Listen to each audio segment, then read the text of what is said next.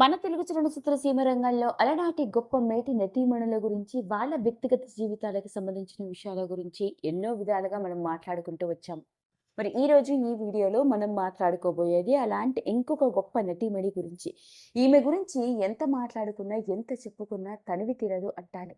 నిజం చెప్పాలి అంటే ఈవిడ ఆ రోజుల్లో కనుసైగలతో గడగడలాడించింది అని అనడంలో కూడా ఎలాంటి అతిశయోక్తి లేదు. అది కేవలం గర్వంతో అని అనుకుంటే పొరపాటు. తన అందంతోనూ, నటనతోనూ, తన టాలెంట్‌తోనూ, ఆత్మాభిమానంతోనూ అందరూ ఆవిడకి దాసోహం అనేవారట అడగకుండానే. మరి అలాంటి ఆ గొప్ప నటీమణి ఎవరో కాదండి, భానుమతి గారు. భానుమతి గారి గురించి ఎంత మాట్లాడుకున్నా తక్కువే అని అంటాను. ఓ నటీమణిగా, ఓ రచయిత్రిగా, అంతేకాకుండా ఓ సింగర్‌గా, మరి ఓ కవిగా, ఓ ఇల్లాలుగా ఎన్నో విభిన్నమైన పాత్రలు తన వ్యక్తిగత జీవితంలో పోషిస్తూ, మరోపక్క సినిమా రంగంలోకి అడుగుపెట్టి తనదైన నటనతో, పాట తీరుతో, పాటతో, పద్ధతితో అలరించడం మాత్రమే కాదు, భానుమతి గారికి ఇలాంటి సినిమాల్లోనే నటిస్తుంది.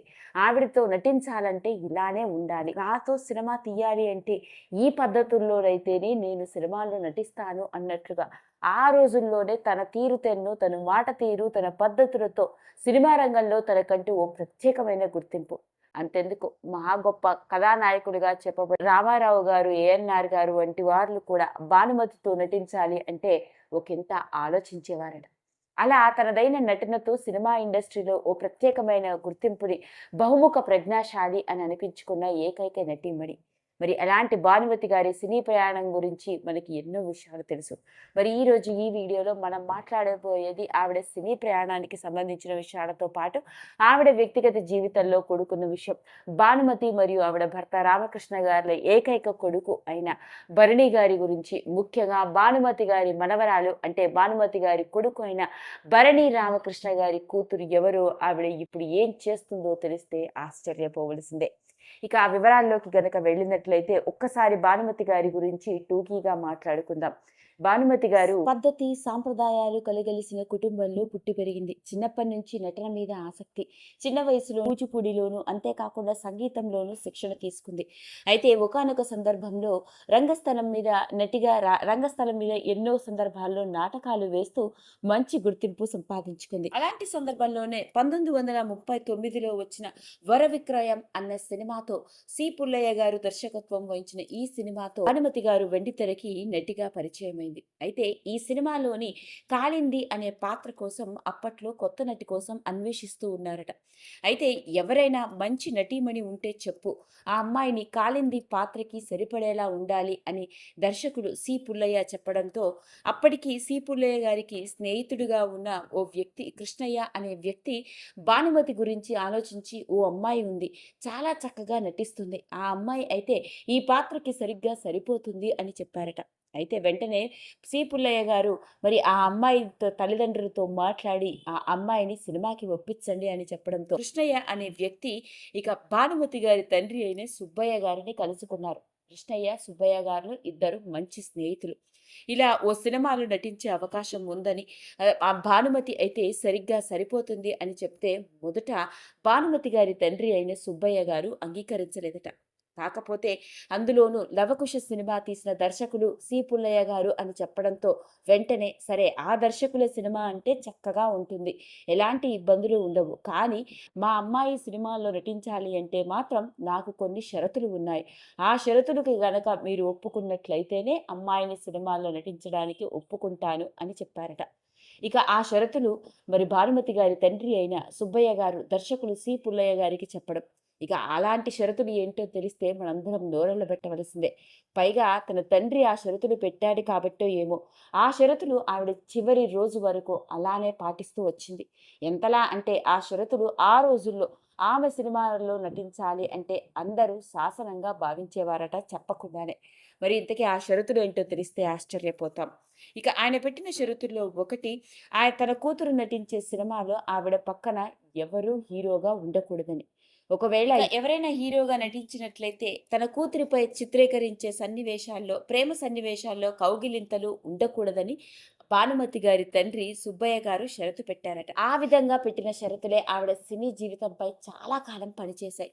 ఎంతలా అంటే కొంతకాలం గడిచిన తర్వాత భానుమతి సినిమాల్లో నటిగా, హీరోయిన్‌గా చాలా బిజీగా ఉన్నప్పటికీ ఎవరు అయినా సరే భానుమతితో నటిస్తూ ఉన్నప్పుడు కౌగిలింతల సీన్‌లు కానీ, డ్యూయెట్‌ల సీన్‌లో కానీ అంగీకరించేవారు కాదట. అలా ఆవిడతో నటించేవారే కానీ ఆవిడతో దగ్గరగా ఉండే సీన్‌లు ఏ ఆర్టిస్టులు కూడా అంగీకరించేవారు కాదట.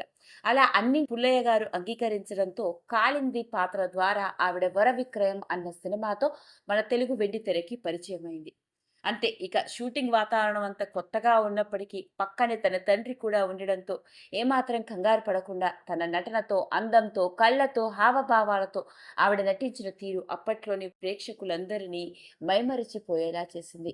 అలా తను కనుసందనతో మొదటి సినిమాతో తన సినీ ప్రయాణాన్ని మొదలు పెడితే చివరి రోజు వరకు విభిన్నమైన పాత్రలతో బహుముఖ ప్రజ్ఞాశాలిగా మన తెలుగు చలనచిత్ర సీమ రంగంలో మాత్రమే కాదు, యావత్ భారతదేశ చలనచిత్ర సీమ రంగంలోనే ప్రత్యేకమైన నటిగా గుర్తింపు సంపాదించారు. అలా భానుమతి గారు నటిగా రాణిస్తున్న రోజుల్లోనే అప్పటికే దర్శకుడిగా, నిర్మాతగా రాణిస్తున్న పి. రామకృష్ణ గారితో ప్రేమలో పడింది. ఇక వాళ్ళ ప్రేమ కాస్త పెళ్లి బంధానికి దారి తీయడం జరిగింది. అలా అప్పటి వరకు భానుమతి అని పిలిపించుకున్న ఆవిడ పెళ్లి తర్వాత గర్వంగా భానుమతి రామకృష్ణగా తన పేరును మార్చుకోవడం మాత్రమే కాదు, ప్రతి ఒక్కరూ కూడా అలా పిలిపించుకునేలా చేసుకుంది. అలాంటి భానుమతి రామకృష్ణ గారికి ఒకే ఒక్క కొడుకు భరణి కుమార్. ఇక కొడుకు మీద ఉన్న పేరుతో భరణి స్టూడియోస్ అంటూ ఒక సినిమా స్టూడియోస్ ని స్టార్ట్ చేసి సొంతంగా పలు సినిమాలను కూడా నిర్మించింది. ఇదిలా ఉంటే నటిగా రాణిస్తూ ఎన్నో సినిమాల్లో నటీమణిగా విభిన్నమైన పాత్రలతో హీరోయిన్ గా, అంతేకాకుండా అత్తగా, అమ్మగా, బామ్మగా, నాయనమ్మగా, అమ్మమ్మగా ఆలరించి వచ్చిన భానుమతి గారు తన గుండెపోటుతో 80 ఏళ్ల వయసులో కన్నుమూయడం జరిగింది.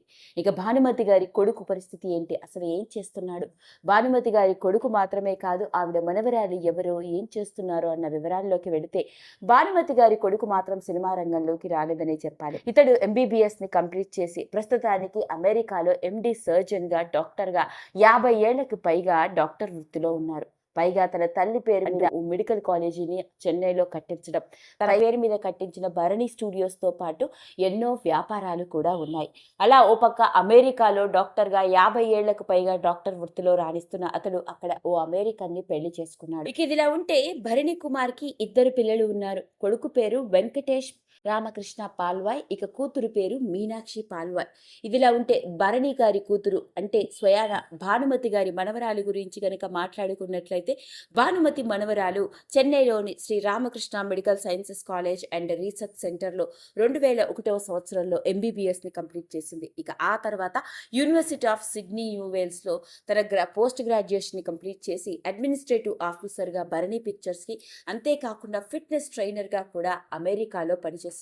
ప్రస్తుతానికి డాక్టర్గా రాణిస్తూనే మరో పక్క తన నాయనమ్మ తన తండ్రి పేరు మీద కట్టించిన భరణి పిక్చర్స్ ప్రైవేట్ లిమిటెడ్ కి డైరెక్టర్గా, అంతేకాకుండా తన నాయనమ్మ సంపాదించిన ఆస్తులతో ఉన్న వ్యాపారాల్లో మేనేజింగ్ డైరెక్టర్గా వ్యవహరిస్తోంది మన భానుమతి గారి మనవరాలు అయిన మీనాక్షి పాల్వాయ్.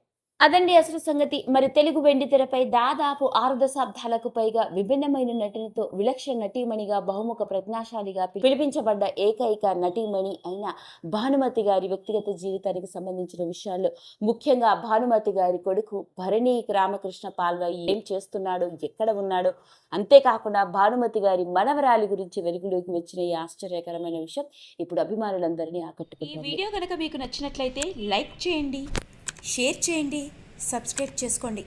మరిన్ని వీడియోస్ కోసం పక్కనే ఉన్న బెల్ ఐకాన్ని నొక్కడం మాత్రం మర్చిపోకండి.